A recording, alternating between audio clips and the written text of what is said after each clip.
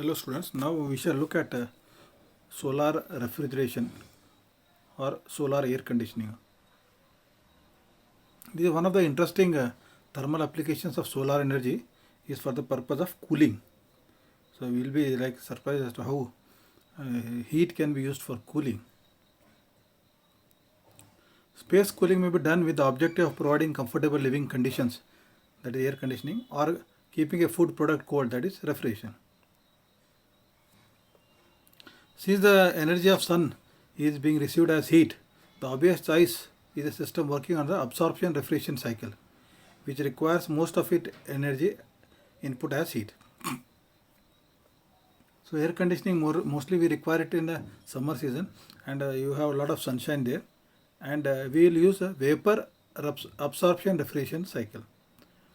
I will just explain briefly about the vapor absorption refrigeration cycle. So cooling is mostly required in the summer, and hence in this case there is a seasonal matching between the energy needs of the space cooling and the availability of solar radiation. So it's a very simple this is there.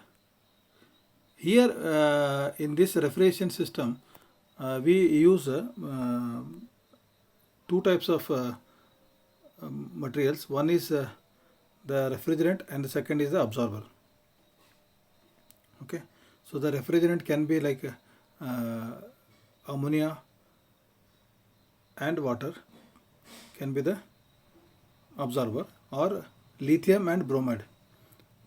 So lithium bromide is mostly used for AC application, whereas this ammonia water is used for refrigeration application. It is a very simple see, we all know about vapor compression refrigeration cycle.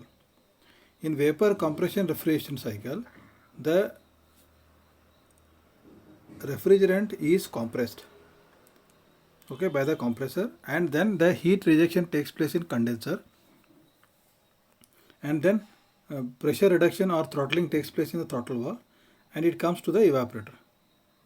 Here in the vapor absorption refrigeration system, the evaporator is the same, the condenser is the same, the throttle valve is the same.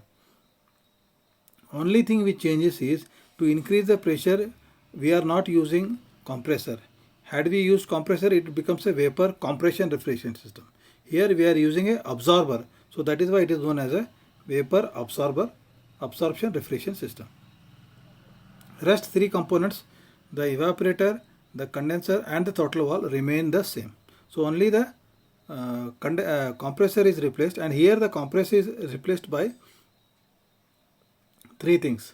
One is the absorber, second is the generator, and third is a small pump. So here in the vapor absorption refrigeration system, it mainly works on heat energy. The small amount of electrical energy is required for operating the pump. Now you can see one is the generator. So whatever the heat energy we absorb from the solar energy, you can see the flat plate, three flat plate collectors shown on the left hand side, top side. We can have an array, multiple in series. So that heat energy, whatever is collected, it comes to the generator 1. So that this generator 1 is nothing like a heat exchanger. Here the this flat plate collector will get you a hot water of say around 70-75 degrees centigrade, and that is what is required. Okay, we require only 70-75 degrees centigrade, because this ammonia water, if you take ammonia water, ammonia boiling point is minus 30 degrees centigrade.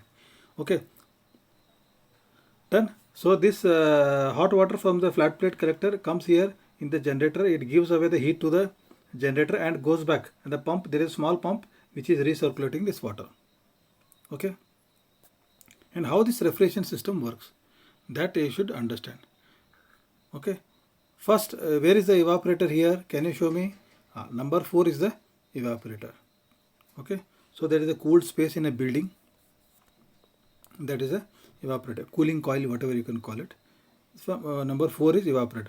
From 4, the when the refrigerant, like suppose you take ammonia water, now ammonia liquid is coming in the evaporator, it is getting evaporated and going to 5. 5 is the absorber. See, absorber means it will absorb. This ammonia vapor, when it comes at 5, there we will be supplying water. Okay, this water, not this water from the generator. So some amount of water is sprayed onto this ammonia, and they have got good miscibility, so the ammonia will get mixed up with the water. Thus, so ammonia, now what you have is a ammonia water solution in the bottom. You can see the 6 is a pump, and above the pump you can see in the evaporator absorber there is a liquid. Bottom you can see the liquid with the hatched lines. So this liquid is pumped back to the generator 1. This is sent to the generator 1. In between there is a heat exchanger 7. In between there is a heat exchanger to take advantage of the heat recovery. So very simple it is. So the evaporator ammonia refrigerant comes to the absorber. Here water is sprayed onto the ammonia. Ammonia and water gets mixed up. It is pumped at with the pump 6, and it goes to the generator 1. In the generator, what is there now? There is solution of ammonia and water. Now I want to separate this ammonia back. How I can separate? So I'll give this heat. As you see the generator, the heat is supplied from the flat plate collector hot water. So at around 70-75 degrees, ammonia vapor will immediately evaporate. Water will not evaporate. Water will not, only ammonia will evaporate, and this vapor ammonia is sent to the cooling tower or condenser. There it is condensed, so the ammonia vapor is converted into liquid ammonia. But still it is under pressure because it was vapor. No? Now it passes through the expansion valve 3. Throttle valve or expansion valve, the pressure is reduced and the cycle is completed. Okay, but the only point here is the coefficient of performance, COP, is very small. Okay, this coefficient of performance is less than 1 for this vapor absorption refrigeration system, whereas for vapor compression it can go up to from 5 to 6 also. Okay, this is the working of solar refrigeration or as well as solar air conditioning system using the heat energy, and we have specifically used solar absorption refrigeration system. So this was about solar refrigeration or solar air conditioning.